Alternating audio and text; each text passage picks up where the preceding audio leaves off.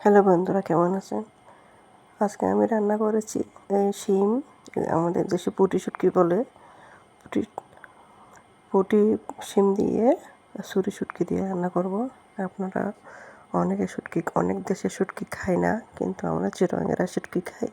এই জন্য শুটকি দিয়ে শিম রান্না করব আজকে।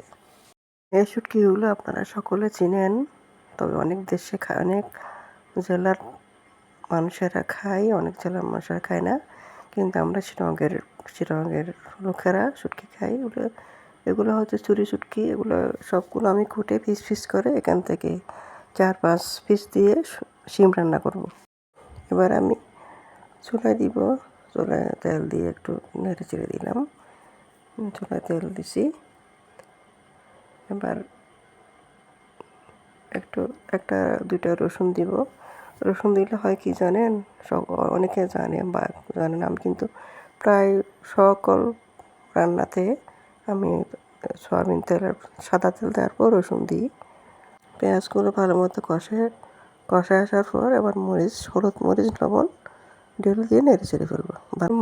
এবার মরিচগুলো কষায় আসার পর শিমগুলো ঢেলে দিছি। শিমের সাথে একটা দুইটা বেগুন দিছি।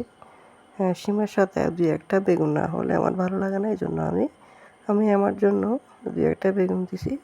আসলে শীতকালে শীতের সবজি শিম বেগুন এগুলোর সাথে শিমের সাথে বেগুন না হলে ভালো লাগে না, খেতে ভালো লাগে না। এই জন্য শিমের সাথে 2-1টা বেগুন দিছি আমি। তো হয়ে গেল শুটকি দিয়ে বেগুন আর শিম রান্না।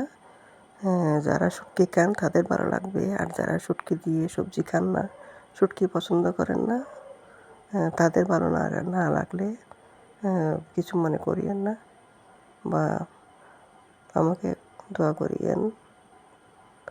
এই সবাই ভালো থাকিয়েন, আল্লাহ সবাইকে ভালো রাখুক।